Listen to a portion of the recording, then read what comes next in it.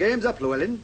I arrest you for the murder of John Russell and Mary McClure at 150 Liberal Street, Liverpool, on the night of January the 1st, 1935. I have to warn you that anything you say, etc., etc., etc.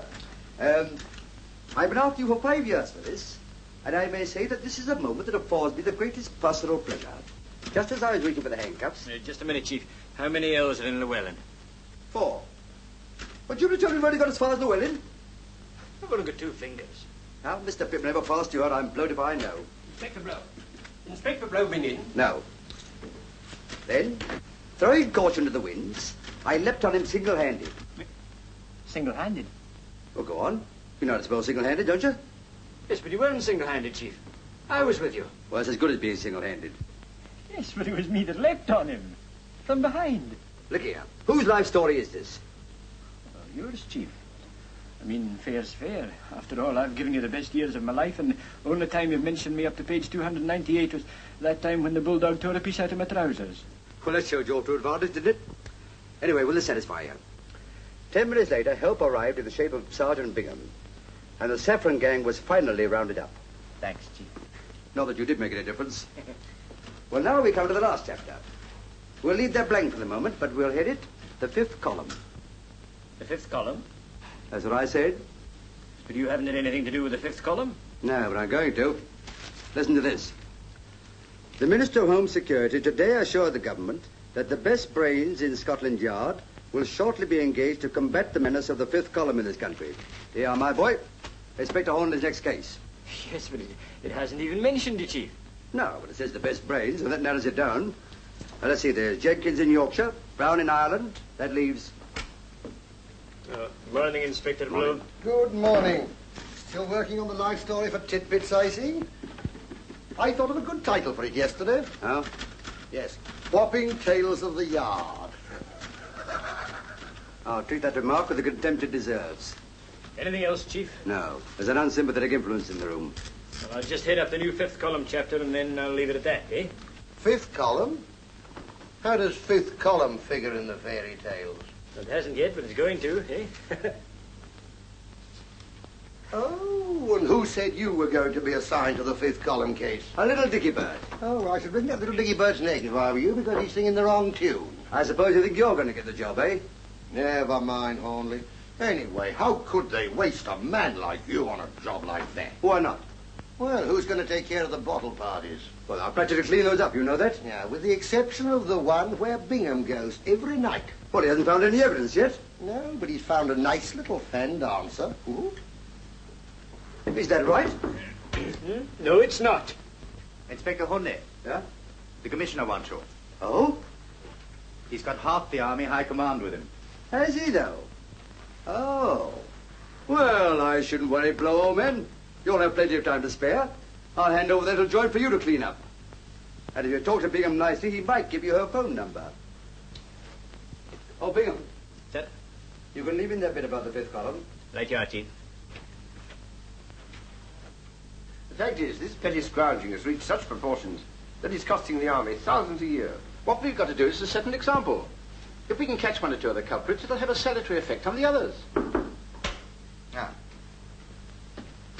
You sent for me, sir? Brigadier Lloyd, Major Harvey of the War Office, Inspector Hornley. How do you do, gentlemen? I've got a rather unusual case for you, Hornley. The War Office are concerned over certain army activities which are proving rather more widespread than we imagined. Now, what we thought... I think I know what you mean, sir. Oh? Well, one reads the papers. Well, the papers only touch on the fringe of it, I'm afraid. Quite. But a detective can read between the lanes. I'm glad you appreciate its importance. As I was telling the commissioner, this is not just a case of a few tins of strawberry jam. Eh? This sort of thing's going on in camps all over the country, you know. I beg your pardon? These depredations from army stores. Scrounging, Hornley. Scrounging? But you will say there's nothing to do with the 5th column? 5th column? Whatever put that into your head? Inspector Blow was assigned to that case last week. Blow? As an ex-officer, it shouldn't be difficult for you to get into the run of things again. Are you listening, Hornley? The idea is that you should join the army. What, me? Yes. What, at my age, after all my years of... Temporarily, of course. We'll do our best to see you're comfortable. Well, it's more than I was last time. Still, if you're offering me a commission... I'm afraid that is hardly the idea. By joining the ranks and mixing with the men, you'll have a better chance of contacting the offenders. The ranks? Struth.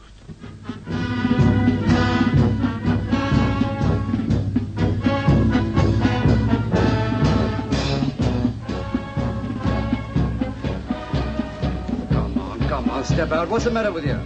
Tired out. Well, we're all tired out. But we're not grumbling about it. But I've been carrying these things for the last 6 miles. By the time there was a changeover. All right, we'll have a changeover. Huh? Put the gun on your right shoulder. That'll leave your left hand free to carry the other stuff. I'm going to resign. You're not. You've been put on this job and you're going to stick it out. So what have we done in the case? We've been 10 days here, marching, drilling in Dublin. And all we've got to show for it is blistered heels and fallen arches. Well, you'll have to prop up your arches, my lad. It's Kandahar Day tomorrow. It's Kandahar Day. A field day. A 12-mile march with full pack, followed by a 3-mile attack over open country. Then some bombing and bayonet work. And if we're lucky, a band to play us home to bed. I won't do it. I won't do it. British Army or no British Army. I'm going sick. You'll do nothing of the sort. If you start going soft now, you'll give the game away. Yes. If I can stick it, you can. And if you go sick, you'll have more than the British Army to answer to. You'll have to answer to me. God, sick.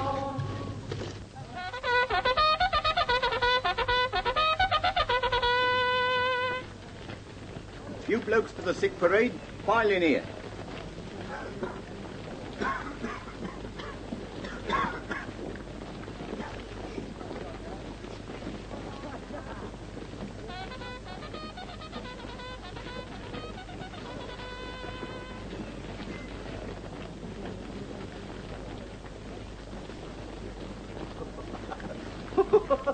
Cool. Blimey, we went out of that lock, eh?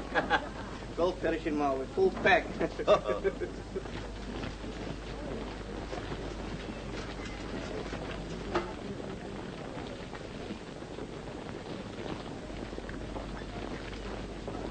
Come along now. On parade, you.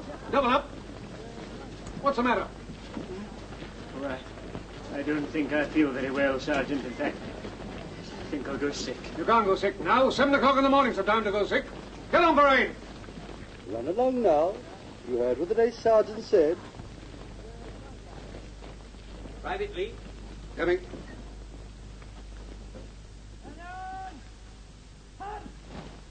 Well, what's the matter with you? It's my blistering feet, sir. I've worn the tread off them. And when Lord Roberts made his historic march to Kandahar, it was the proud boast of this regiment that not a man fell out. Today is the anniversary of that great event. And in view of the excellent march you carried out yesterday, I propose to celebrate today by granting leave to the whole regiment till midnight.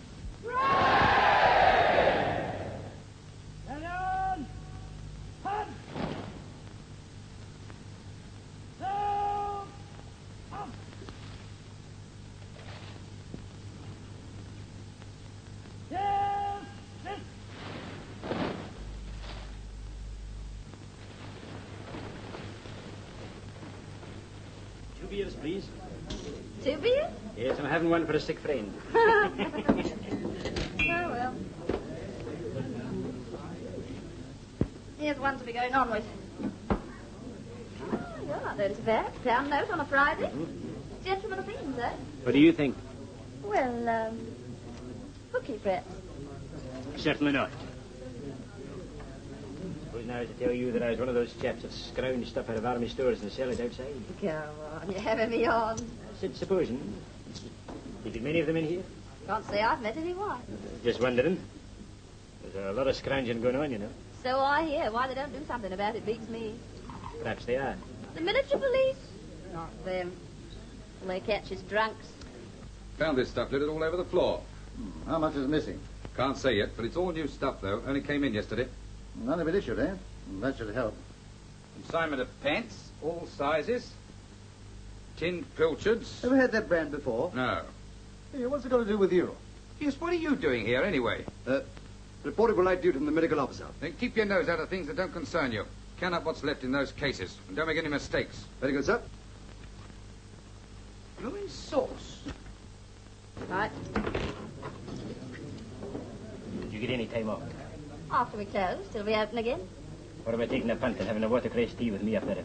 You're not backward in coming forward, are you? Oh, and what do you say? All right, then. 2:30, outside. That's a deal. But on one condition. What's that? That you let me pay my share. Yes? Yes. Francis.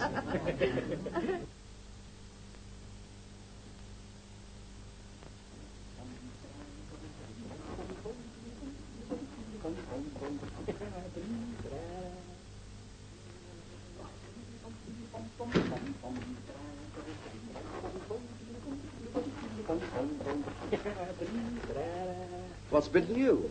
What a marvellous time, Chief. On the night of the wee lassie. Look, here she is. Not bad, eh? 1 and 6 for 3. To Baldy, with love from Daisy. I'm taking her to the pictures tomorrow. For half day. Her father's a Presbyterian, too. My father keeps an ironmonger shop. And listen, I don't want to hear our life history. While you've been making yourself ridiculous, I've been getting on with the job. And now you've been helping me. I'm onto something. Yeah? Yeah. Here's some salvers of stuff that was pinched last night. And if we can find any of it around here, we'll know who knocked it off. Yes, but they might have come by it innocently. Well, the stuff hasn't been issued yet. Now, come on, step lively before they come back. Now, you know what you're looking for? Gents' underpants, large size, filtreds, and carbolic soap. Now, you take this side. Okay, Chief. I've been through the hut next door, but I drew a blank.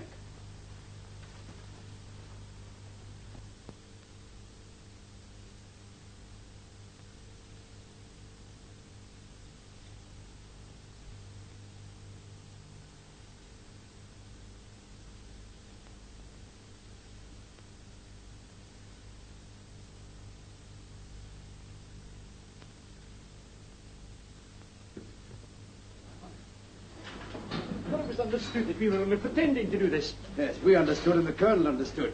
The sergeant makes it a bit slow in the uptake. Don't worry, you're playing it. Give us an handkerchief, you clumsy flatfoot. Come on. There's only 8 more.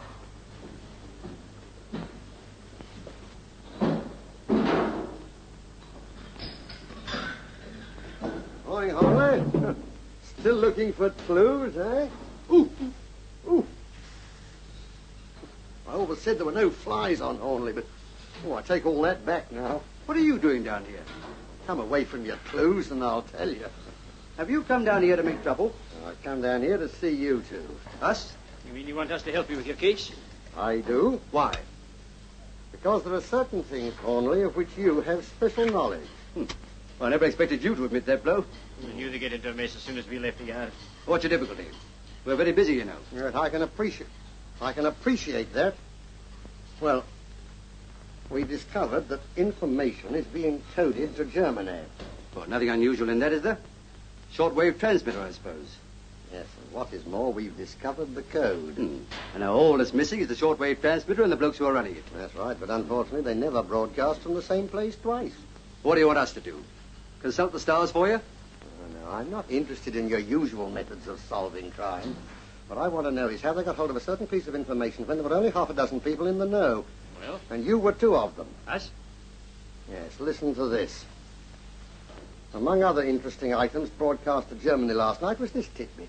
2 Scotland Yard men named Inspector Hornley and Sergeant Bingham are now carrying out secret investigations at Huplow Camp.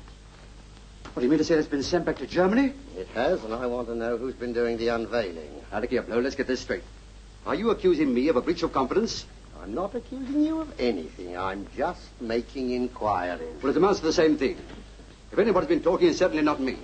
All right, well, I'll take your word for it, Hornley. And what about you, Bingham? Have you been talking in your sleep? Did I take exception to that remark? So do I. And what's more, I object to you coming down here criticizing my staff. I'm not criticizing your staff. It's beyond criticism. I'm asking a simple question. Well, you had the answer.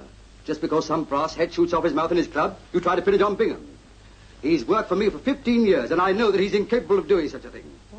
All right. I must explore every avenue. Will you explore some avenue down Whitehall Way? Yes, and don't leave any stones unturned. Okay. Hello. Come on now. Who did you tell? Me? Oh, now here, Chief, you don't think that Yes, I do think. Come on now. Out with it. Who was it? Well, it was that wee lassie, Daisy. I might have guessed it. Oh, but she's a nice girl, Chief. They're all nice girls. Martha Hardy was a nice girl. Well, what did you tell this bird? Nothing, Chief. She guessed. Don't lie to me. But it's true, Chief. She said that I looked like a detective. Well, that's the biggest lie of the lot. I don't mind you laughing at my expense, but I tell you that Daisy's absolutely innocent. But after going out with you in a punt? Well, supposing she's innocent. She can still talk? No. Not Daisy. What is she? Barmaid. God love me. Why, the public information bureaus. Oh, by the way, did I hear you say you were taking her to the pictures this afternoon? I was, until you landed me into this mess. Well, you're still taking her. I'll fix it up with the Colonel. What, you mean that I can say... What do you want me to do? Well, ask her who she passed the glad news on to, of course. Oh, here, that will be very awkward, Chief. Well, it'll be more awkward if you don't. I've lived in the seas for so long. How could I hope to be a success in New York? Can't I teach you, Lalo? So I would become a bobo or Mara the elephant. Every night as the sun sets, I sing you to sleep with a lullaby. It's sinking now, Lalo. Daisy? Yes, Percy? Gosh, I was longing for you to call time, gentlemen, please, this afternoon. Were you really? Don't she look lovely in her saddle?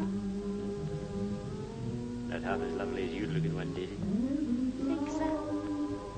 Just picture it. Bending over the beer pools. Come on. What would the customers say?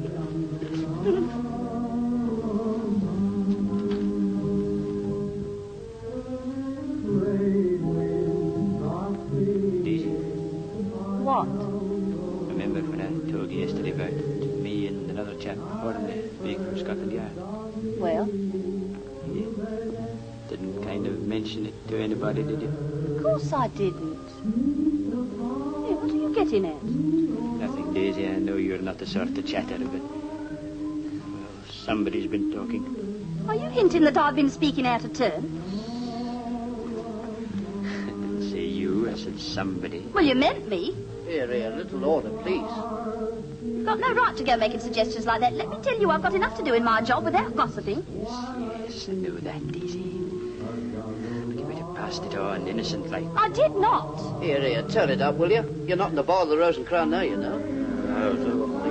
There you are, you see. This is all your fault. Go in.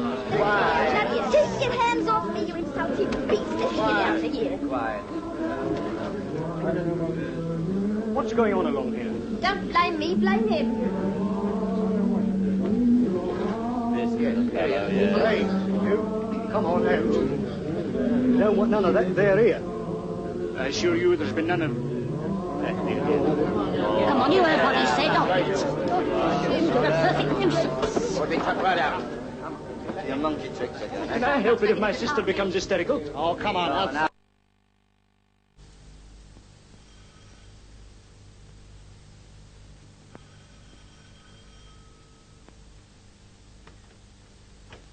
Good afternoon, Miss Johnson. Good afternoon. I'd like to see Mr. Wilkinson. You didn't make an appointment, did you? No, but one of my back teeth is aching again. Something awful. I think you'll find that quite all right. I shouldn't bite on it for a couple of hours, though. Thank you. Miss Johnson, I don't remember No, making... Mr. Wilkinson, it's my back tooth again. You must look at it. I see. Would you mind, madam? I won't keep you one moment. Quite all right. Very well, please step inside. Charles? I've laid out your dinner jacket. Don't forget you're dining at the club at 8. Oh, yes. I'm going over to Penrith to have dinner with Mrs. Sherwood. We'll probably play bridge, so I may not be back till late. Goodbye, my dear. Oh, don't forget to black out. I expect you'll be in first. I won't forget.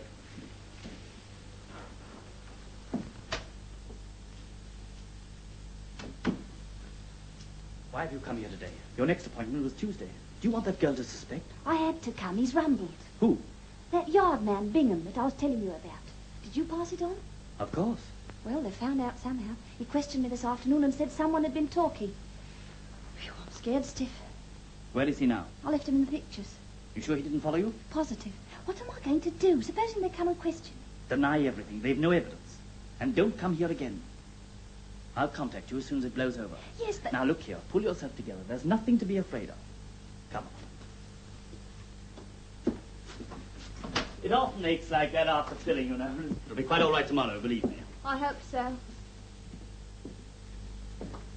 Now, madam, if you please. Thank you. Come along, Yvonne.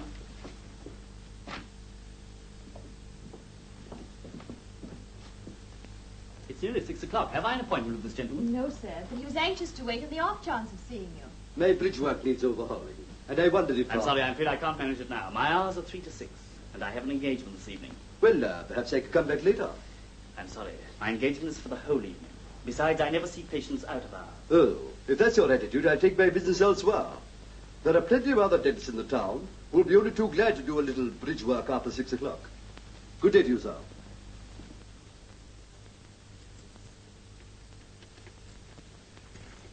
How do you know there's no one at home? He told me he had an engagement. There's also a Mrs. Dentist, but she's out playing bridge. Any servants? One. Female. I went round the back and checked up. You're not the only one who's a success with women. I made an appointment to meet her at the Palais de Danse tonight. Yeah. That's got rid of her. Sounds a very mean trick to me. Well, she was married. But serves her right. Ah, this is it.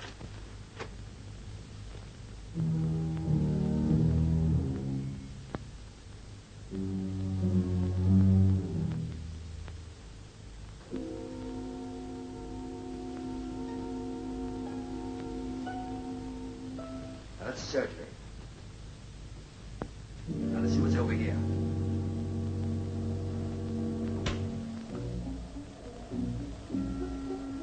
Draw those curtains.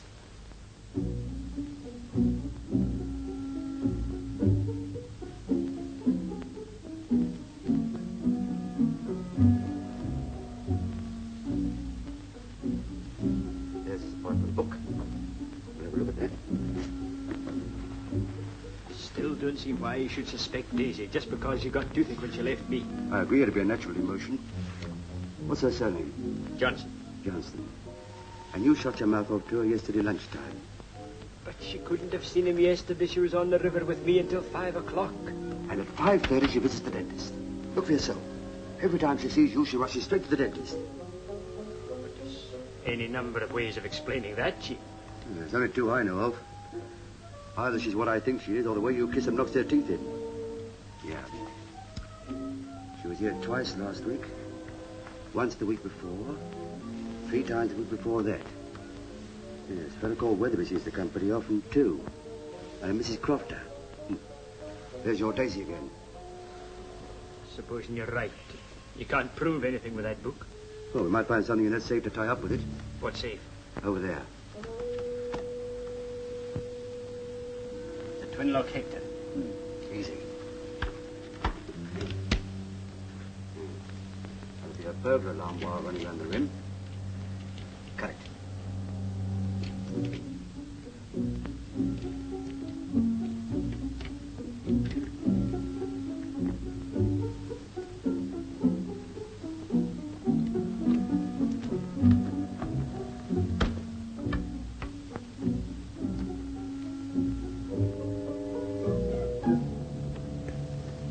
There you are.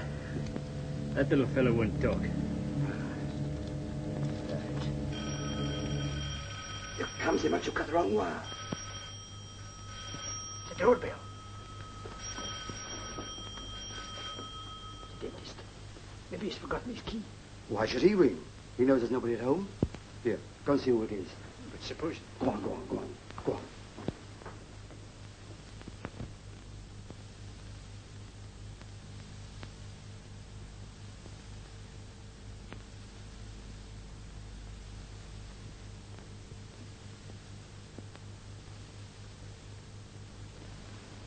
Is your name Wilkinson? No. Mine's Blenkinsop. Oh? I want to see Mr. Wilkinson. Why? Why, what do you think I come to dentists for? Have a haircut? I want a tooth out. Eh? Oh, I'm afraid that's impossible. Oh, don't talk sense down. Sorry, but at this time of night... At this time of night, I've been in bed and fast asleep. I had that raging toothache. I tell you, I'm not going till I see dentist here. Come on, fetch him out. Well, now, if you'll just sit down for a minute, I'll make some inquiries. All right, but look sharp.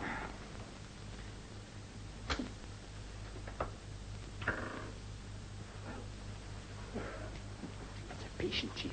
Says he wants a tooth out. What, at this time? Perhaps he's one of their agents. Doesn't look like one. Well, how do you know?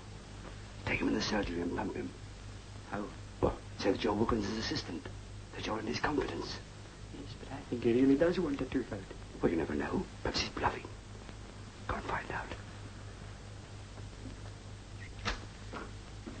Well, I'm sorry, but Mr. Wilkinson is asleep. I can't It's help it. all right. I'm his assistant, and anything you wish to have out, you can have out with me. All right, that suits me. Well, where's surgery? Surgery. Yes. Is this it? Here, come on. Yes, that's just surgery. Well, come on, don't hang about. Here, take this. Just sit in the chair, sir, please, will you? Now, let me see.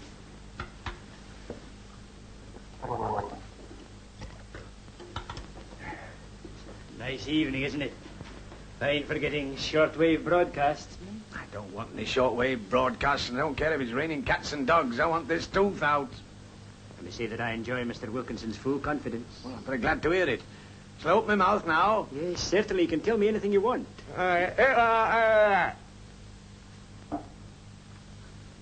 You really want it out?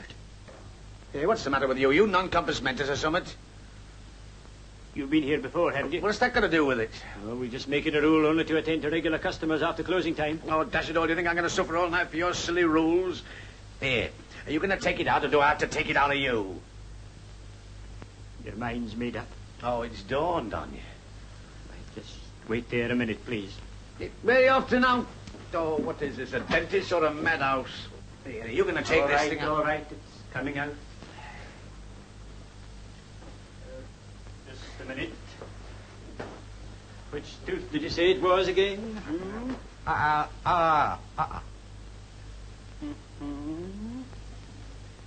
Your top teeth are pretty good. They're false, you fathead. Oh, so they are. I see that now. They quite took me in for a minute. You want the plate out? No, just the tooth.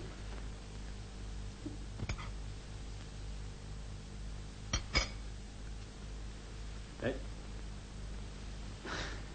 Just open your mouth a little wider, please, will you? Hey, doing it. You're not going to take it out in cold blood, are you? Can't have a local anaesthetic. Oh, I'm afraid Mr. Wilkinson always locks up everything like that. Hey, what's that over there? Is that a gas apparatus or not? Yes, that's gas. All right, then I'll have gas. Quite sure. This is after effects, you know. Compared to what I'm suffering, the after effects will be a pleasure. Hope you're right.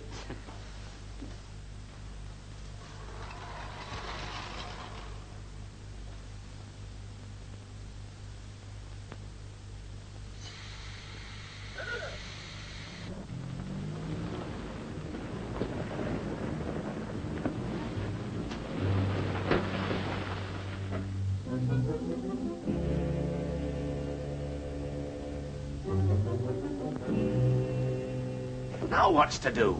Are you going to give me gas or not? I am. You hope so, too. I'm sick of sitting here waiting.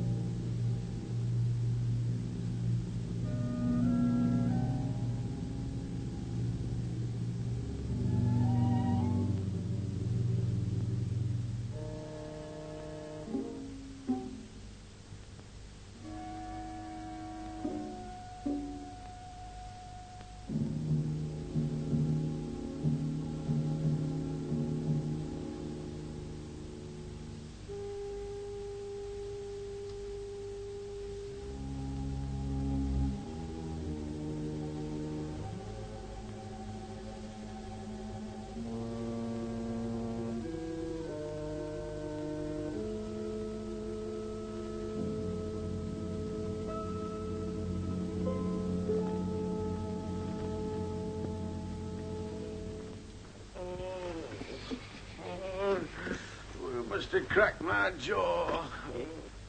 No. Something went, but I don't think it was that. It must have given me too much gas. I feel very faint. Here, come on, come on. The fresh air will do you all the good in the world. I'll take you to a taxi rank and see you into a car.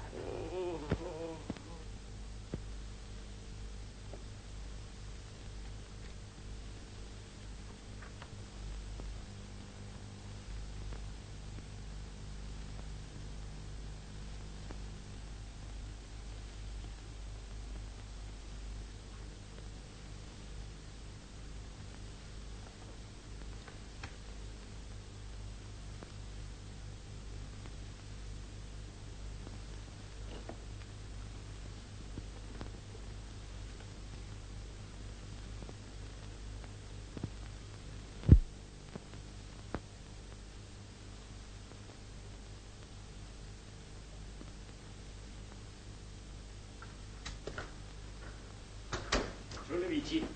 Shh. There's nothing to shout about. You want to bring that dentist down here? What's happened to the patient? He's gone. Took his tooth out. In fact, two of them. What, do you want two out? No, but I just gave a hefty pull and there they were. Two of them. There's nothing in this business. It's money for jam. All you have to do is to turn on the gas. What, did you give him gas? Well, he demanded it. Look. $5 bob. Half a crown a tooth. Didn't want to pay for the other one, but the poor man was in no condition to argue. I bet he wasn't. Have you had any luck, Chief? I have. Here. Look at that. It's Daisy and me in the punt. Turn it over. Sergeant Bingham, CID. Where did you get this? In the safe. Can't believe it. You know, Chief, this sort of thing shatters your faith in women. Well, you could do with a bit of shattering. Here, give it to me. You're not going to put it back in there? I am. But if you find it, that'll make me look like an accessory. Well, you will, won't you? Now then, we're going to leave this place exactly as we found it, without anyone knowing we've been here. Why, Chief? Aren't you going to arrest Wilkinson? Not yet. You haven't left anything lying around in the surgery, have you? No, I've got the teeth in my pocket. I don't want to see them. Talk about a blooming cannibal. Curtains.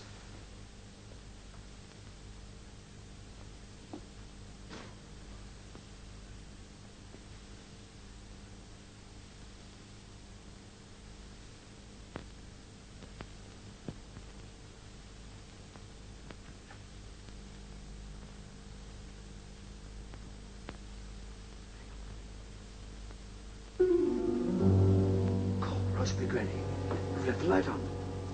That's funny. I could have sworn I put it out.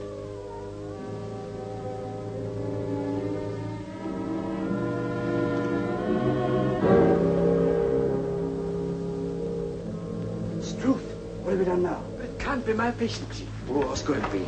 You. It's the dentist. Look, the gas is still on.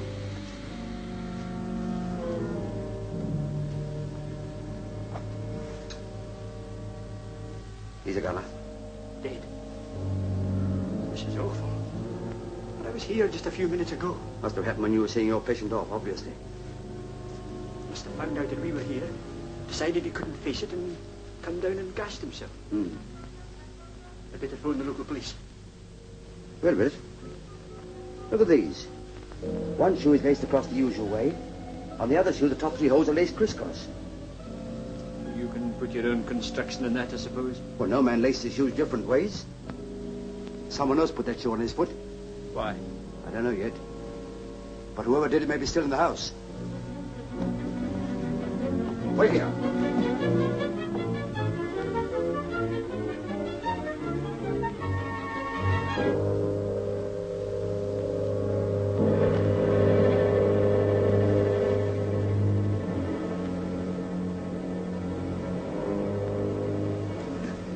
No sign of anybody. I'm going to make a search of Wilkins' bedroom and see if I can find anything. I'll come up with you, Chief. No, you don't. We've got no time to lose. Here, take these. Ring up the yard. Give Blow my kind regards and read that list over to him. What are they? The names, addresses, and code numbers of Mr. Wilkins's so-called patients. Tell Blow, since he wants to know who's been talking, there's 40 of them.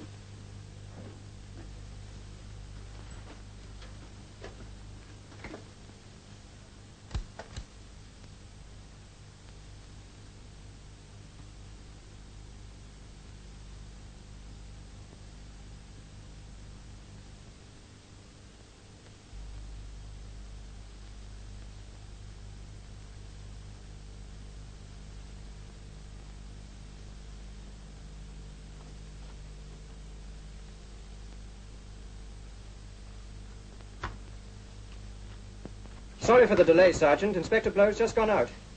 They're expecting him back in 10 minutes. Shall I ask him to ring you back? Yes, please. And it's very urgent.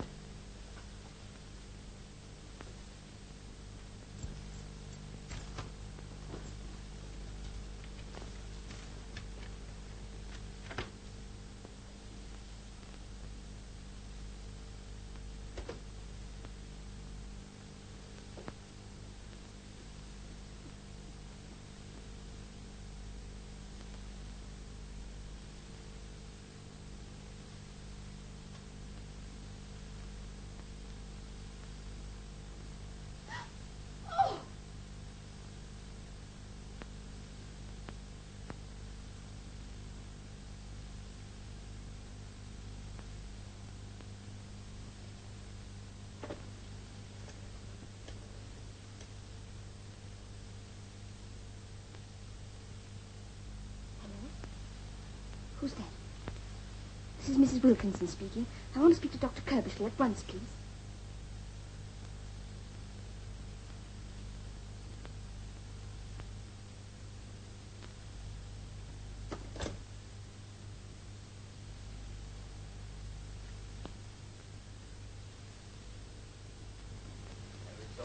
It's all right. No need to be alarmed. Who are you? I'm a police officer. What are you doing in this house? I'm here in connection with your husband. He's dead.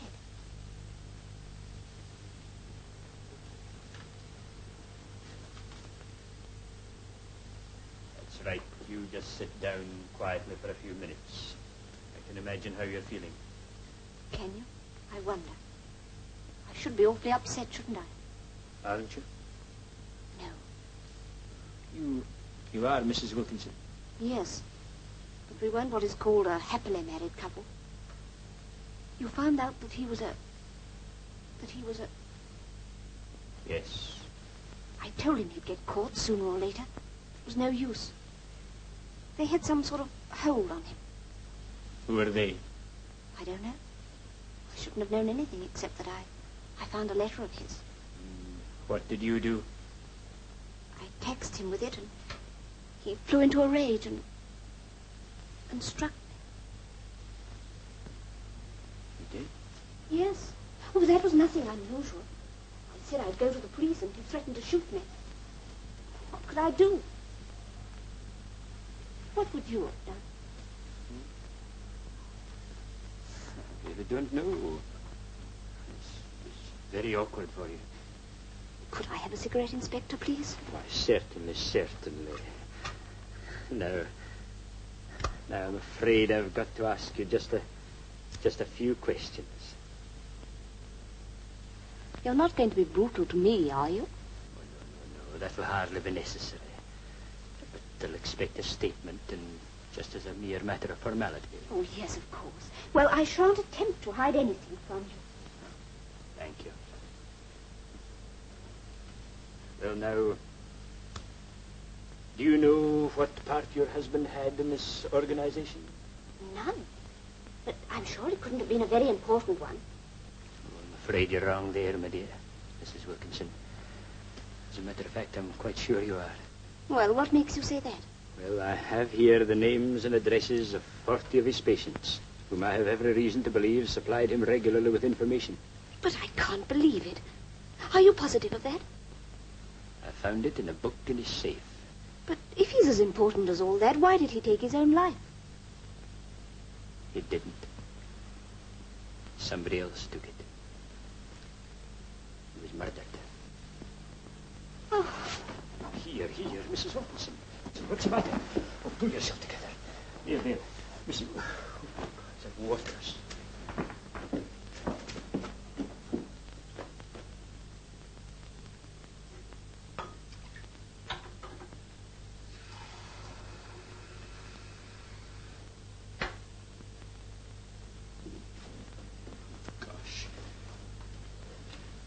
There.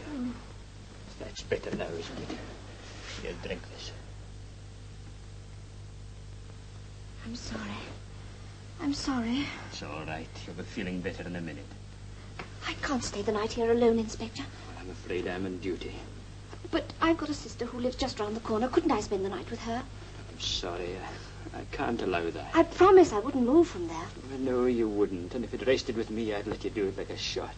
But it does rest with you, doesn't it? Well, no, not exactly. You see, I haven't mentioned it before, but I've got an assistant, an associate. There are two of you? Yes. He's upstairs, and I'm afraid he'll want you to come to the police station. Oh. Drink. Oh. I shall be all right.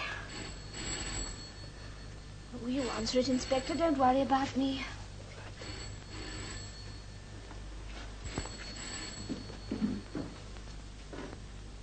Hello? Hello, yes? Oh, Inspector Blow. Yes, this is Bingham. What are you ringing up at this hour for? I decided to confess after all. Certainly not. So, as a matter of fact, it's not unconnected with your inquiries this morning. Well, now, Hornley and I decided that as you were floundering about to give you a bit of help, to put you in the right road, as it were. Huh? No, I must correct you there. My mother and father were married properly at the kirk at Paisley. And that remark comes very badly from you after all we've done. All right, if you'll just keep calm, I'll tell you. Well, I have here the names and addresses of about 40 people who have been passing information. Yes, if you'll just get out your little pencil and paper, I'll read them out to you. You ready?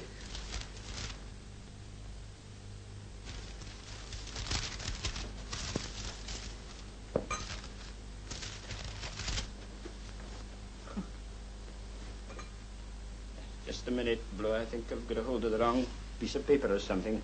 Hold on.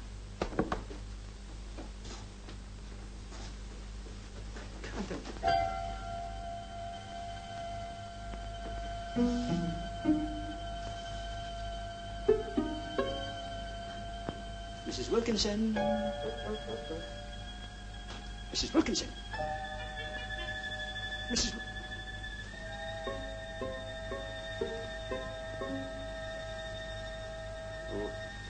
Hello, Blow. Sorry, there's been a slight hitch. I'll ring you back. Mrs. Wilkinson. Mrs. Wilkinson. Maybe she's gone to her sister's. Gosh, oops. It's Mrs. Wilkinson.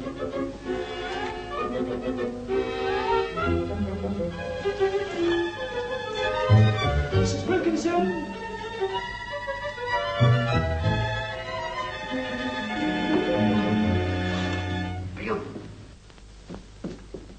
Bingham! Oh, there you are. There's been some pretty rum goings on in this house, I'm telling you. You're telling me? What did you phone, Blow? Yes, I phoned him. What did he say? Well, he didn't say anything, Chief, because... Because what? Look, you're quite sure you gave me that list, aren't you? What are you blathering about?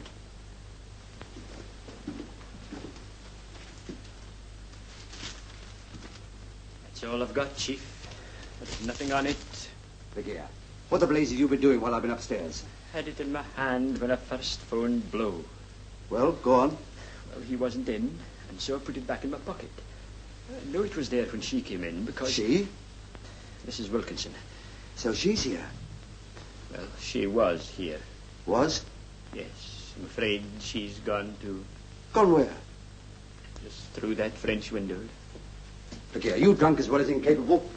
I told her to stop here, but she must have slipped out when I was on the phone.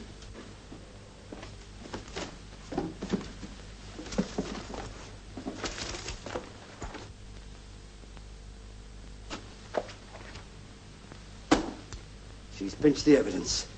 But I think I know where we can find her. Where? At her sister's. What's the address? Now listen to me, you big dome vacuum. Hasn't it dawned on you yet that woman was simply playing you for a sucker? Well, what happened then? Well, I had just phoned Blow when the front door opened and I hid behind the curtains. Yeah? Well, she came in, saw the body, and rushed to the telephone. She dialed the number and asked for the doctor. What doctor? Kerbishley.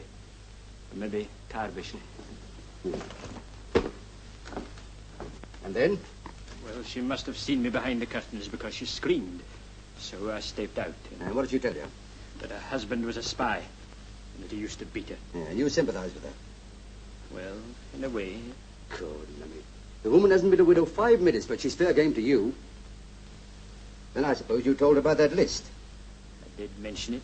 I knew it. She fainted. Yeah, then you helped her onto the settee. Yes. And she pinched the list from your pocket. You went to fetch her some brandy. Water. And she switched the blank sheets back on you. It's as plain as a pikestaff. And there's no Kerbishley or Corbishley in the book. But I'm sure it was Kerbishley. You made about as big a hash of this as anything you've done in the whole of your misbegotten career. Here we are, working on a case which has nothing to do with us. You get hold of the star witness and let her go with all the exhibits. Look, couldn't we just slip out like and not tell anybody we were here? Well, after you phoned the yard, with the murdered man in the other room... He may not have been murdered. He was murdered. While you were mucking things up down here, I've been busy. Wilkinson was planning to run away to South America. Passports, permits, all in order. But somebody or other didn't want him to go. So they waited for him upstairs. He came in, was just changing to his slippers, but they nipped up behind him, laid him out, slipped his shoe on again, brought him downstairs, bunged him to that chair, and tried to make it look like suicide. How does that sound? There doesn't seem to be anything missing.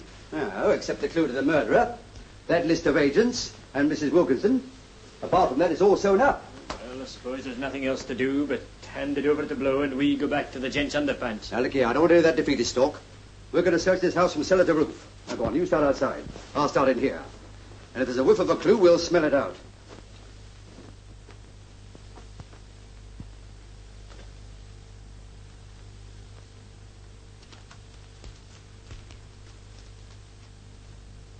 Hello, what's this?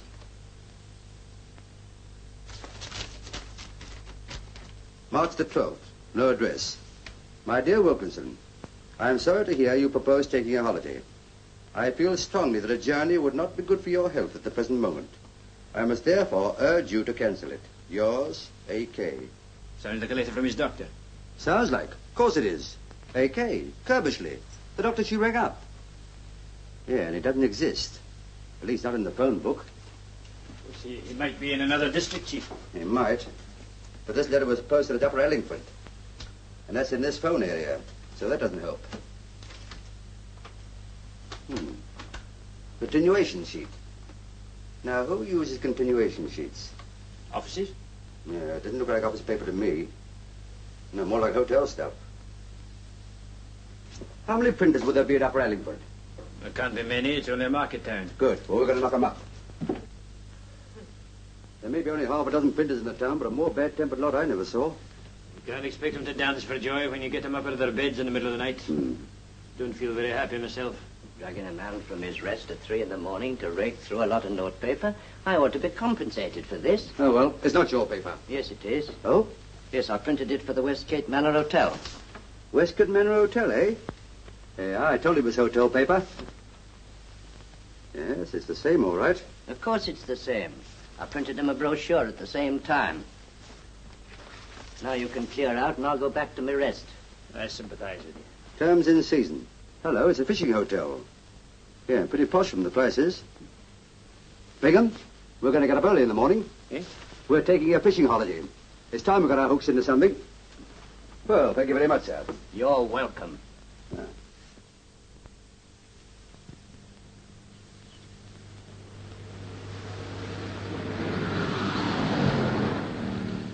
Morning, boy. Good morning, sir. You two gentlemen after the same vacancy? Vacancy? What, are you full up? Well, one day we are, the next day we're not.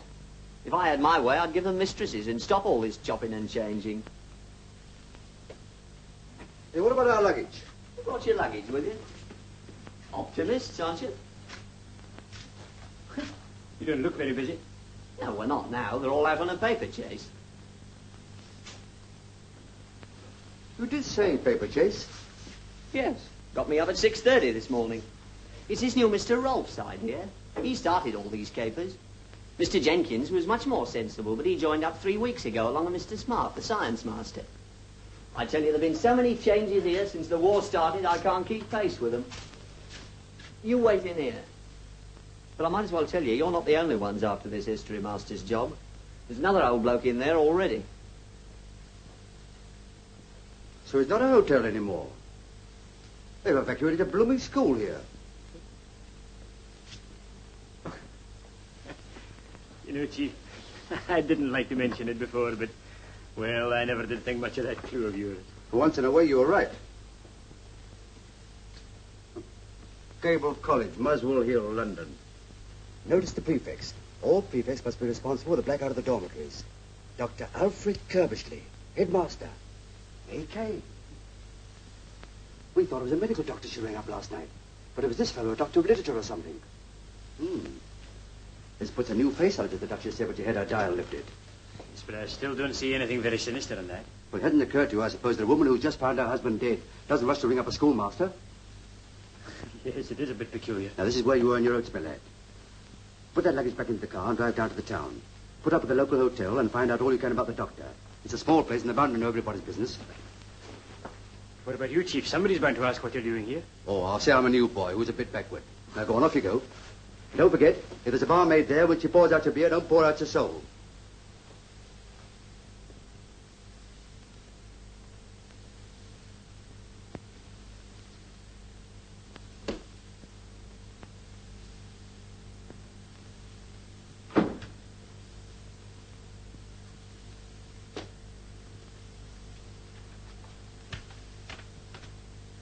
Good morning.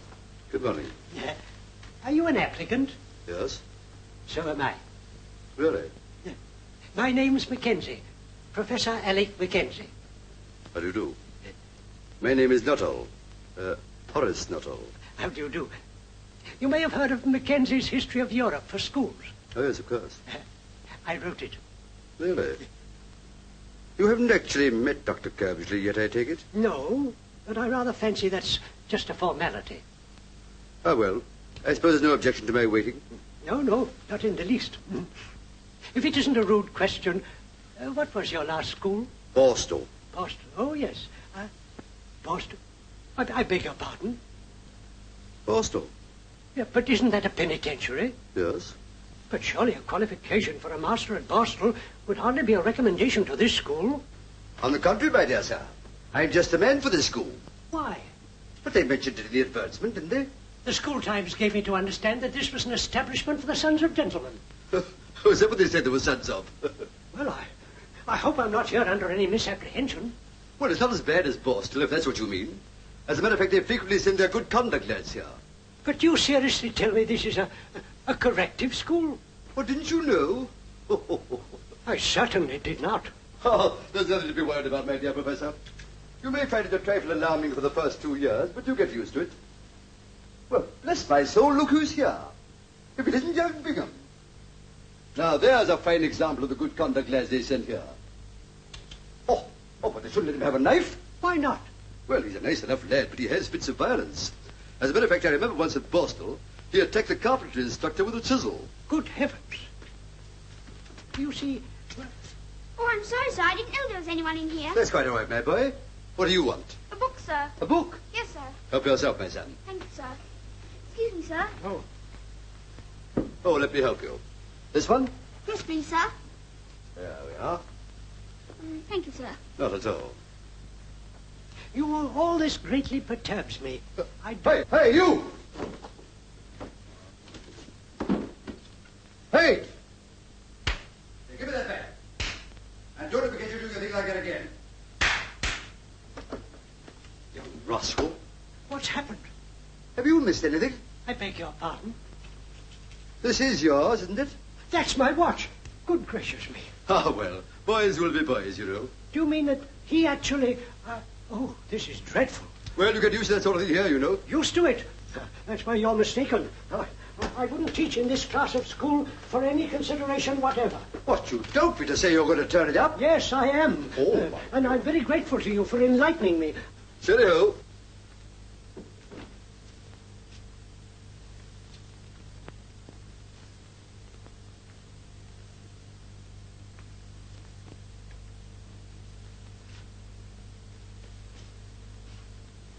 Professor Mackenzie? Who? At your service. Will you come this way, please, Professor? Dr. Curbishley will see you now. With pleasure.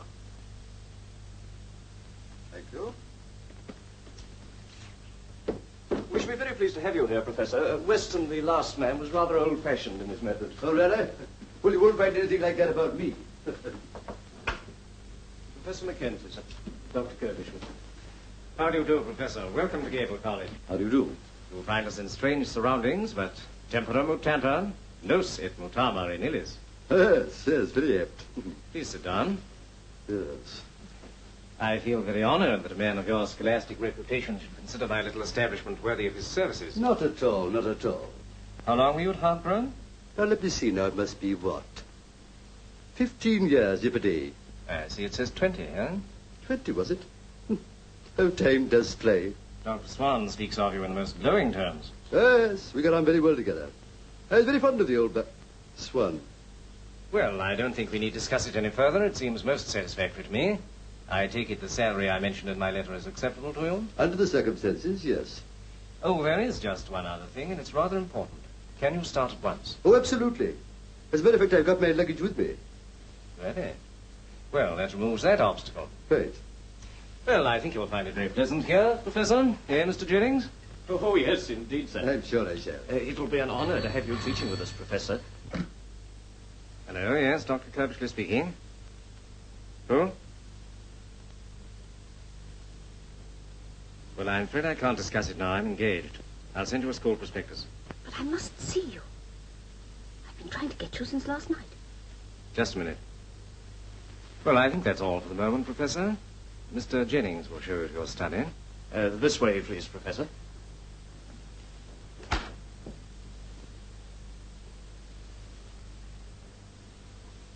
I've told you before not to ring me here. What is it? But I had to get in touch with you. Something dreadful has happened. I can't very well tell you on the phone. I'm at the Angler's Rest in the town. Well, you shouldn't have left Farnshire without letting me know. Oh, I'm so sorry, Doctor. But I wonder if you could let me have my testimonials back. I know you wouldn't mislay them, but I'd rather treasure them. Yes, of course. Thank you. Yes. Thank you.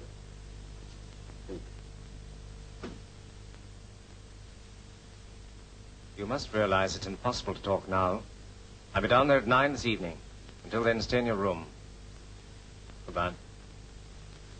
Could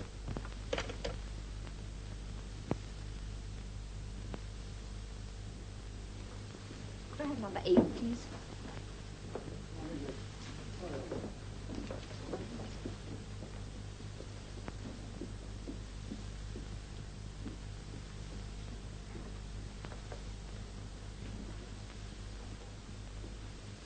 Good morning, sir. Good morning. I want a room, please. Certainly, sir. Good to see the sun again, isn't it? Yes, it is. Will you be staying here long? A few nights, maybe. You'll want a single room, I suppose. That's right. I've got a very nice room facing the river. Hmm? Yes, but I think I'll have the single room. Very good, sir. Will you read it to me, or shall I read it to you? You read it to us, sir. Oh, very well. Here we are. Evolution of the Corn Laws. The effect of the Industrial Revolution, connected with the mechanical invention and the utilization of steam, transformed Great Britain from an agricultural to a manufacturing and commercial country. Everybody understand that? Oh, yes, sir. Oh, well, the opposition to the Corn Laws steadily increased. At length, the Conservative Premier, Sir Robert Peel, became a convert to free trade, and in 1846 carried a measure to put an end to the Corn Laws. By this act, the duty on corn was at once greatly reduced. And it ceased altogether in 1849, with the exception of a registration duty of 1 shilling per quarter, which terminated in 1869. You know, I don't know about you, but I find this a trifle dry. So do we, sir. I thought so. Well, now, but it does mention one very interesting man, Sir Robert Peel, the founder of our modern police force, and a very good job he made of it, too. As a matter of fact, if it hadn't been for him, we should never have had the highly efficient organization with its network of detectives, plainclothesmen, and coppers narcs, informers, that we have today. But still, I dare say that many of you boys, at one time or another, have wanted to be detectives. Yes, I thought so. But let me tell you that it requires more than muscle to make a detective nowadays. Oh, yes. I mean, you have to have powers of observation and deduction. Now, take observation, for instance. I very much doubt if there's a single boy here that could tell me whose cart it was that went down the drive just now. It's the head's car, sir. How do you know that? Because he always goes out at this time. That's right. Well, now, if he always goes out at the same time, it's probable that he always returns at a certain hour. Has any boy observed what time that is? 3 o'clock, sir. What, every day? Yes, sir, because he takes Latin at 3:15. You're more observant than I thought. Well, now, let us see if you're as good at deduction. I'll give you a start. Now, if he always goes out at the same time, that is 2:30, and is only gone for half an hour, it follows that wherever he goes can only be a quarter of an hour's car ride away. Probably less, since he must spend some time at his destination. Now, can any boy deduce where he goes in that time? The village, sir. What makes you think that? Because I've seen his car there, sir. That's right. Parked outside the post office. I see. Still, that is observation, not deduction. Now, let us try and deduce what he does in the post office. Excuse me, sir, but isn't that the headmaster's business? I beg yours.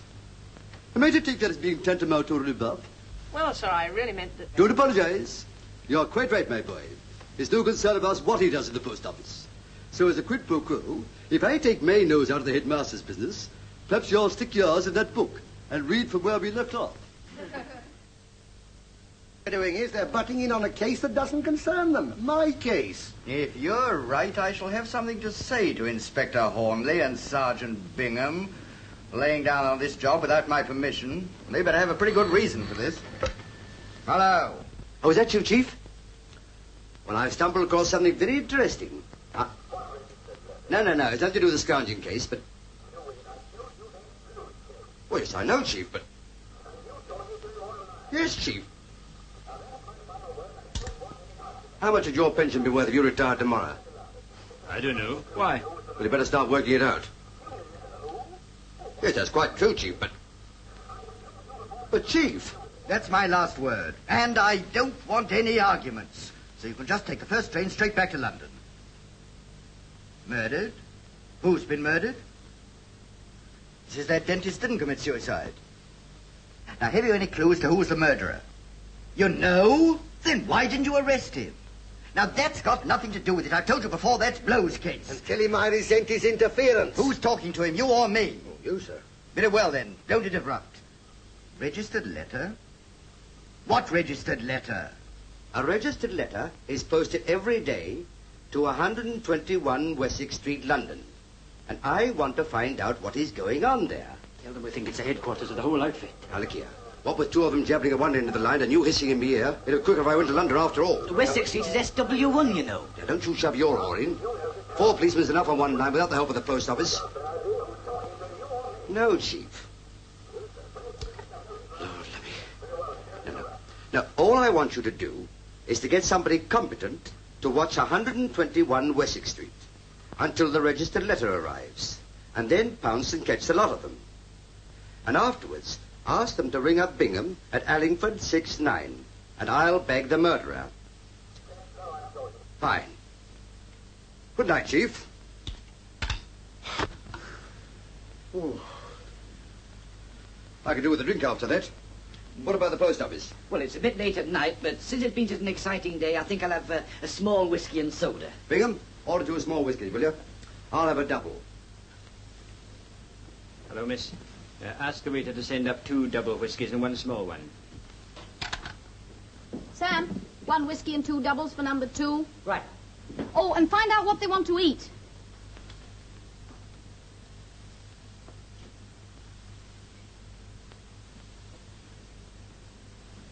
Good evening, sir. Good evening. I believe you have a Mrs. Sutton staying here. Would you be good enough to send up my card? Yes, sir.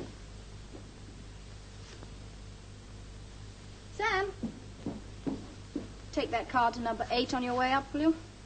Very good, sir.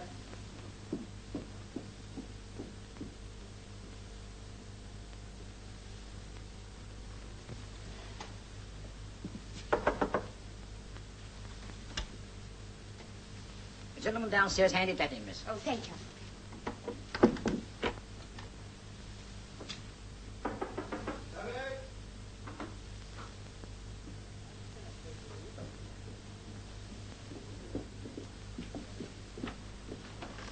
You said you'd be here at 9 o'clock. It's nearly 10. I know.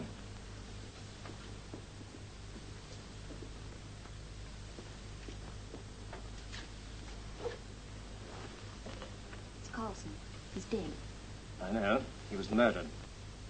So it was you who killed him. You reported to me that he was about to clear off to South America. A man like that's not only useless, but dangerous. Well, all I can say is you might have been a little more careful about it. In what way? It may interest you to know that whilst you were disposing of Carlson, there were 2 detectives in the house. You sure? I met one of them. Did you find anything? Only a list of our agents in the safe. You needn't be alarmed. I played the prostrate widow very successfully. Well, I'll be getting along. I should have closed out my cucumber frame a couple of hours ago. Well, thank you very much for your assistance, Mr. Tomboy. A pleasure. Good night, Inspector. Good night. Good night, Sergeant. Good night, Mr. Tomboy. Hello? Is that you, Hornley? It's Blow here. I say, what sort of game are you playing? Oh, listen, I'm in Wessex Street now, and there is no 121. The highest number in the street is 75. Hey, what are you talking... Here, hang on a minute, will you? Bring back the post office, will you? Quick. Mr. Tomboy! Just a minute. Yes? You want it? Where's your registered letter book? Here it is. Well, you know what I want. Yes. Ah, here we are. Now, this can't lie.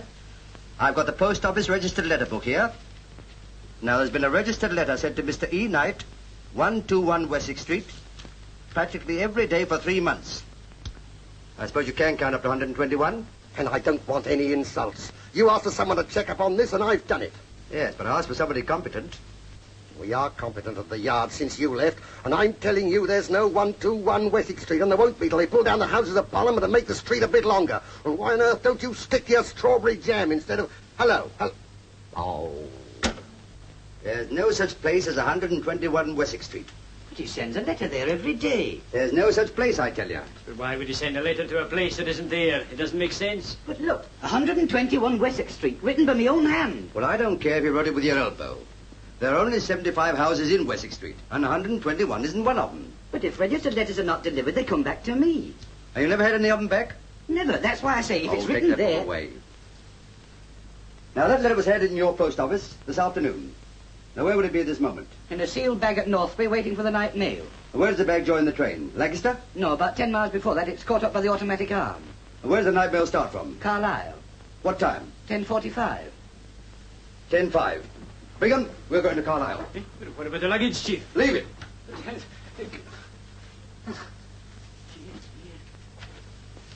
I'll get you a passport, Helen, and you can go abroad to a neutral country. There must be one left somewhere. Wait a minute. There's the detective who's in the house. Which one? The tall one. The little fellow they've got in tow is the village postmaster. And I was under the impression that the man with him was my new history master, and I appear to have made a mistake. Suppose it was just a nominal charge for the room, seeing I haven't slept in it. I'm sorry, sir, but I'm afraid you'll have to pay the full price as you've used the room. You're charging me for bed and breakfast, and I haven't it either. Go on, pay up and don't argue. Well, if it was my own money, I'd be adamant. Seeing it will go down in expenses or concede the point. They must have found out I was here. If they had, they'd hardly be leaving. No, I fancy they've something else on their minds. Oh, can't you pocket it without counting the change for once? Come on, come on. Good night, Mr. Tomboy. Minute thanks again. Good night. Oh, good evening, Mr. Tomboy. I wonder if you'd mind obliging me. I know it's after post office hours and all that, but I should be very grateful if you'd break the rules and cash a money order for me. Well, Unfortunately, I wasn't able to get to the bank today. Well, certainly, Dr. Kirbishley, with the greatest of pleasure. Oh, thank you very much. I'll run you down to the post office now, shall I? Oh, thanks. Yes. Well, it's one of the registered letters for London. I made a mistake about the receipt. Got the addresses mixed up. If I could have it back, I could put it right in a few minutes. It's gone. Oh, very well. The registered letters have already left Northbury for the mail train. It's too late to stop them now, Dr. Kirbishley. There's nothing I can do.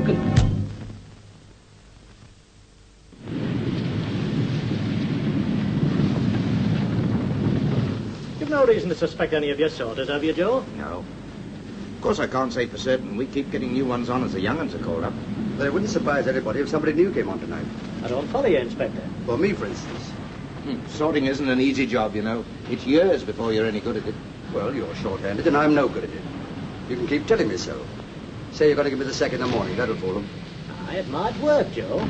What do you think? I don't know. It's got to work. Now, come on, you're the postmaster. Who can you substitute me for?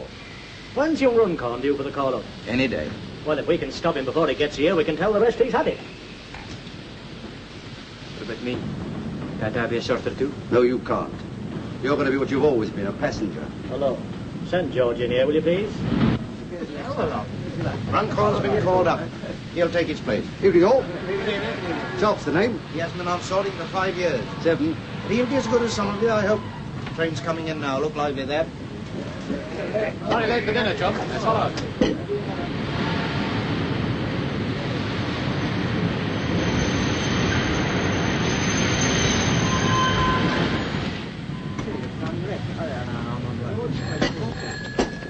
Hello. Foster. Wanted on the phone. Better hurry. Hello? Yes? I had to warn you, 2 detectives will be on the train tonight. No, if you're careful, it'll be all right. One of them's tall, bald, looks intelligent and isn't. The other one's short, with a sour face, doesn't look intelligent and is. Has he got a heavy low end? Oh, well, I've seen him. He's the new sorter. They're working fast. Listen, whatever you do, don't let him get hold of that letter. No, leave that to me. I don't like the sound of it. Gotta go.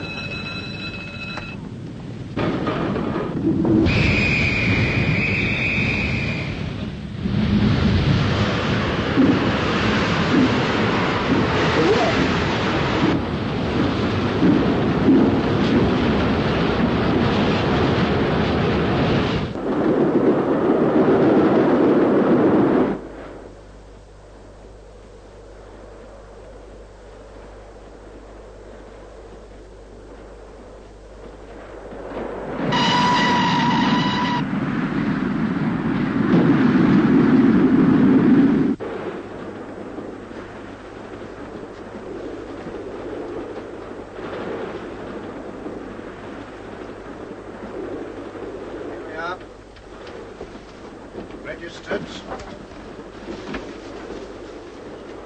Beats me what people find to write about. No consideration for others, that's what it is.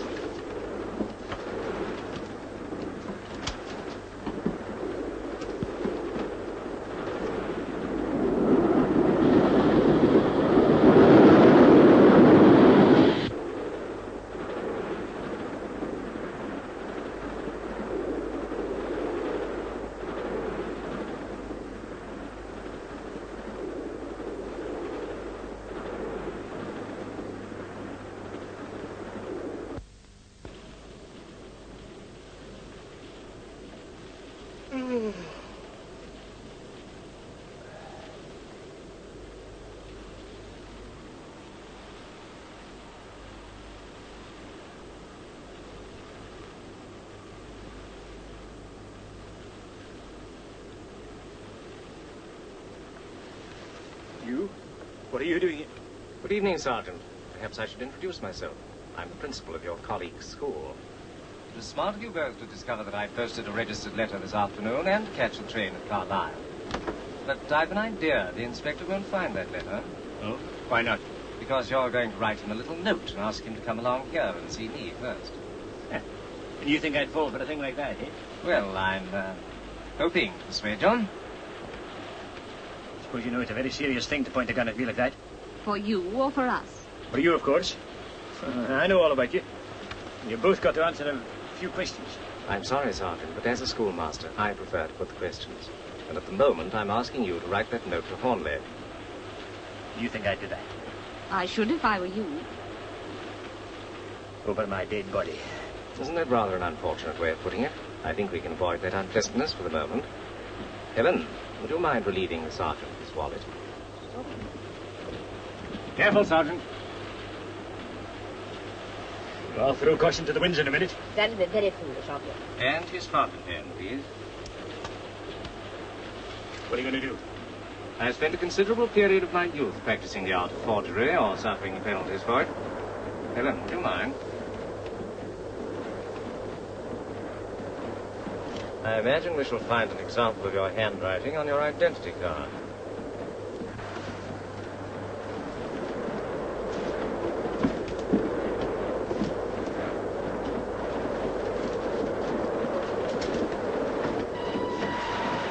Mr. Busby. Got a new sorter on tonight? Well? Bloke along the train there says he's his brother. Asked me to give him this note. Well, it's against regulations. Still, we'll let it go this time.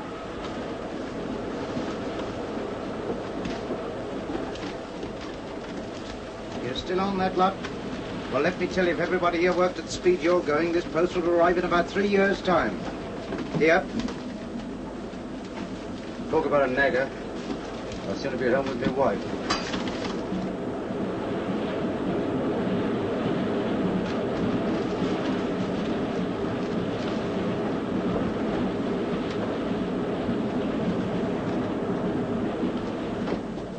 I've got to go along and see my sergeant. The letter I'm after is at the SW hole, number 20. It's addressed to Knight, 121 Wessex Street. Keep your eyes glued to it while I'm gone, will you? Okay.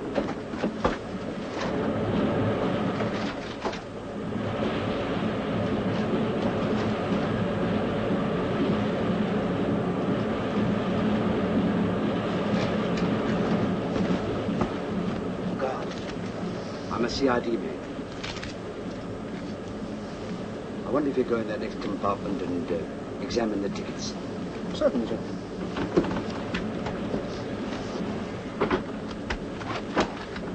Tickets, please.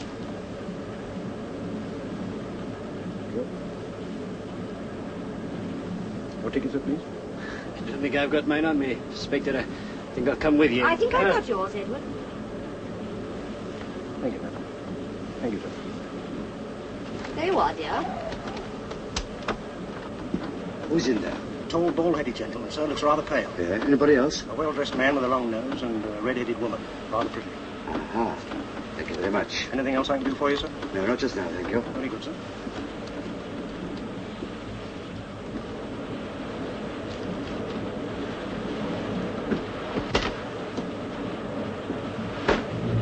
Excuse me.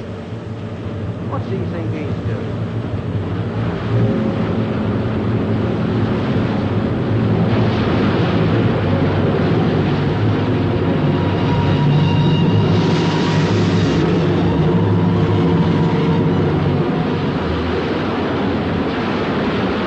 The inspector's rather a long time. I hope for your sake, Sergeant, there's been no hitch. Don't move. Good work, sir. Good work. Well, Dr. Carbersley, I think you've had my credentials. Go on, watch him, Bingham. I'll be back in a moment. Yeah. And don't let this redhead try any more of her tricks. Yes, sir.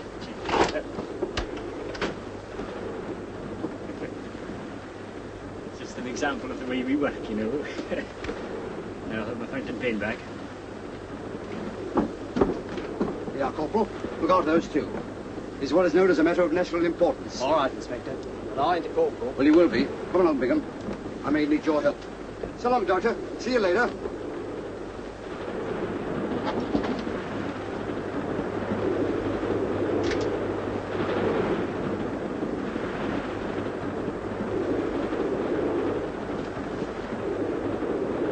Yeah, where's that registered letter? Which registered letter? The one that was in there. Well, what do you want with it? That's my business. What have you done with it? Are you accusing me of pinching it? I'm asking you what you've done with it. Well, I'm not going to be talked to like that by an extra man. I'm going to have this out with the head sorter. Well, Mr. Busby, is there in here accusing me of... I should take it easy if I were you.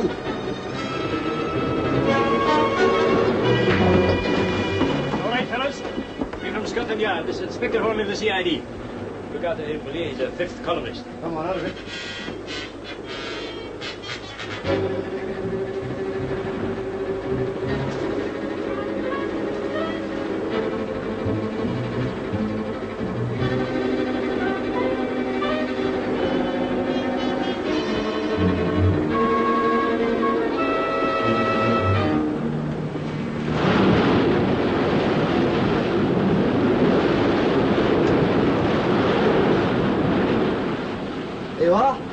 little fella that never broadcast in the same place twice. And within 24 hours of laying my hands on the mystery transmitter, I had the whole organization behind bars. Morning, Ollie. What a blow.